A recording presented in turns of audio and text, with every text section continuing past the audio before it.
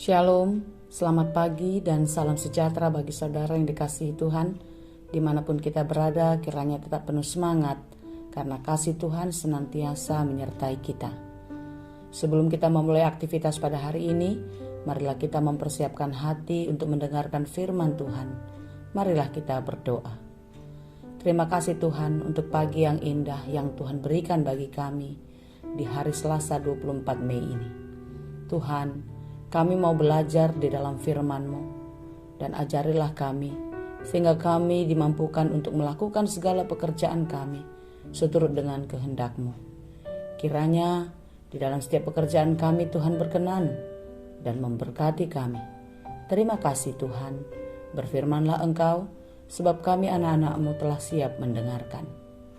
Kasih karunia dan damai sejahtera dari Allah Bapa Tuhan kita, dan dari anaknya Tuhan Yesus Kristus menyertai saudara sekalian. Amin. Firman Tuhan untuk kita pada hari ini disesuaikan dengan Almanak HKBP Selasa 24 Mei 2022, tertulis dalam kitab Ulangan 4 ayat 10. Yakni hari itu ketika engkau berdiri di hadapan Tuhan Allahmu di Horeb, waktu Tuhan berfirman kepadaku, suruhlah bangsa itu berkumpul kepadaku, maka aku akan memberi mereka mendengar segala perkataanku, sehingga mereka takut kepadaku selama mereka hidup di muka bumi, dan mengajarkan demikian kepada anak-anak mereka. Dalam bahasa Batak Toba dikatakan, di ari ujuna jongjong ho dia depan ni Jehovah, di batam di Horeb, ujunani dok ni Jehovah tuho, paluhut mabang soy diau, asa au patu begehon tu nasida hataku, akka si para teatehonon nasida, asa marhabiaran nasida midaau, saliling mangulu nasida di tanoon, asa diajarhon, uhut tu akka anak kon nasida. Demikianlah dikatakan. Ketika bangsa Israel keluar dari Mesir dan mereka menuju tanah Kanaan, sebenarnya menurut letak geografis Mesir ke Kanaan itu tidaklah jauh. Tetapi mengapa mereka menjalani perjalanan itu sangat lama, sampai 40 tahun lama? Tuhan memerlukan waktu yang panjang, yang lama bagi mereka untuk mengeluarkan pola pikir yang sudah tertanam sekian lamanya. Tuhan mau mereka memasuki Kanaan, menjadi manusia yang baru, manusia yang sudah dipulihkan, yaitu melakukan kehendak Tuhan. Saudaraku yang dikasihi Tuhan, benarlah apa yang dialami oleh bangsa itu menunjukkan siapa mereka sebenarnya, seperti apa mereka ditempa, dibentuk ketika mereka di dalam perbudakan itu. Di dalam perbudakan di Mesir, mereka menjadi bangsa yang pemberontak, tidak setia, tidak taat. Itu terlihat ketika mereka mengalami kesulitan. Mereka selalu berteriak-teriak menyesali mengapa Musa harus membawa mereka keluar dari tanah Mesir. Kalau kita mengingat beberapa waktu yang lalu, khotbah minggu kita adalah bagaimana bangsa Israel luput dari serangan pasukan Firaun. Ketika mereka hendak melewati laut yang ada di depan mereka, laut itu sangat luas. Tetapi di belakang ada pasukan yang lengkap dengan perlengkapan perangnya. Maju ke depan mati, ke belakang apalagi. Tetapi lihatlah apa yang dikerjakan Tuhan. Tuhan memerintahkan Musa untuk membelah laut dengan tongkatnya. Dan benarlah laut terbelah, sehingga bangsa Israel bisa melalui jalan kering, di mana kiri kanannya dibatasi oleh laut yang dalam. Ketika pasukan Firaun mengejar, Allah menutup kembali laut itu, sehingga bangsa Israel boleh melalui jalan kering, tetapi pasukan Firaun mati ditenggelamkan air laut. Saudaraku yang dikasihi Tuhan, itu dilihat sendiri oleh mata kepala bangsa Israel.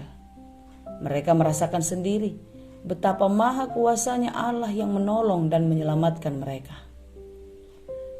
Namun ketika mereka melanjutkan perjalanan setelah peristiwa itu, mereka kehausan.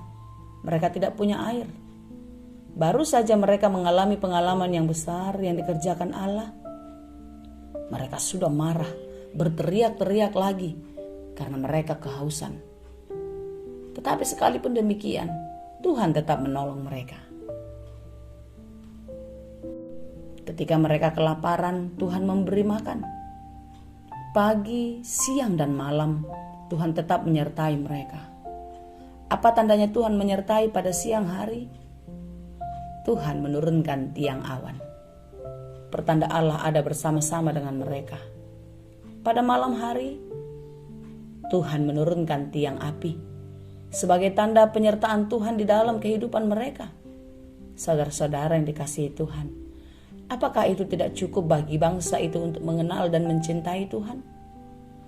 Pastilah ini sebenarnya sudah menjadi pengalaman yang sangat besar yang membuat bangsa itu harus semakin mencintai Tuhan.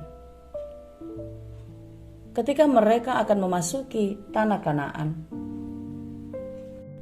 Musa menasehati bangsa itu agar hidup mencintai Tuhan.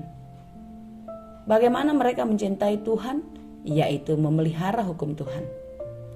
Memelihara hukum Tuhan berarti melakukan kehendak Tuhan di dalam kehidupannya dan juga menjauhi segala larangannya. Ketika engkau berdiri di hadapan Tuhan Allahmu di Horeb, waktu Tuhan berfirman kepadaku, suruhlah bangsa itu berkumpul kepadaku, maka aku akan memberi mereka mendengar segala perkataanku, sehingga mereka takut kepadaku. Selama mereka hidup di muka bumi ini, dan mengajarkan demikian kepada anak-anak mereka, supaya mereka takut kepada aku. Takut kepada Tuhan tidak sama seperti kita takut kepada hantu atau takut kepada orang jahat.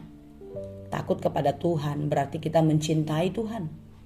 Kalau kita mencintai, pastilah kita mau berkorban kepada orang yang kita cintai, bukan?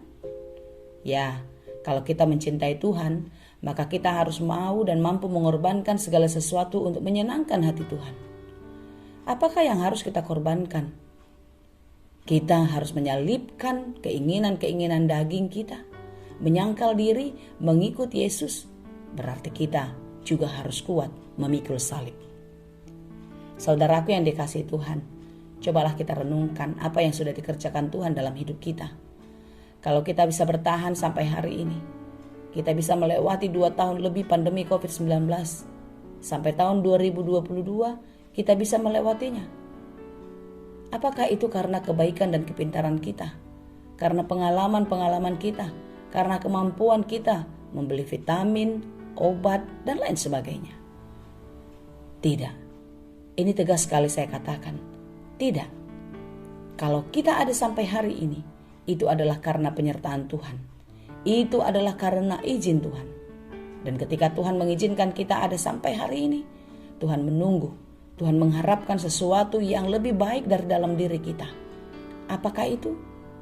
Yaitu kita melakukan apa yang dikehendakinya. Melakukan apa yang dikehendaki Tuhan adalah tanda kalau kita hidup takut akan Dia. Dan hidup takut akan Tuhan, ini harus kita wariskan kepada anak-anak dan cucu-cucu kita. Harus kita wariskan sebagai warisan yang tidak pernah lekang, yang tidak akan rusak oleh waktu. Biarlah hidup kita senantiasa dibenarkan. Hidup anak-anak dan cucu-cucu kita pun juga dibenarkan di dalam kasih Tuhan. Dan kita hidup di dalam takut akan Tuhan. Dalam Matius 7:21, tidak semua orang yang berseru-seru kepadaku, Tuhan, Tuhan akan masuk ke dalam kerajaan surga.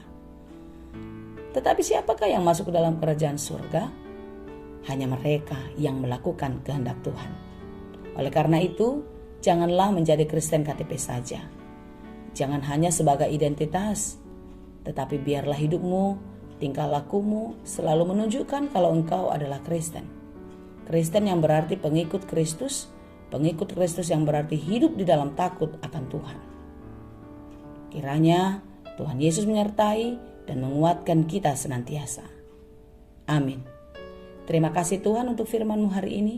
Biarlah kami selalu diingatkan akan kebesaran dan kemurahan Tuhan yang terus terjadi dalam hidup kami. Mampukan kami Tuhan untuk menjadi pelaku firman-Mu, tetap setia kepada Tuhan dan takut akan Tuhan. Biarlah hidup kami takut akan Tuhan itu menjadi warisan yang kekal kepada anak-anak dan cucu kami. Dan agar mereka pun juga beroleh kehidupan yang kekal daripada-Mu. Terima kasih Tuhan. Hanya di dalam Yesus kami berdoa. Anugerah Tuhan kita Yesus Kristus, kasih karunia Allah Bapa, dan persekutuan Roh Kudus Itulah kiranya yang menyertai dan memberkati kamu sekalian. Amin.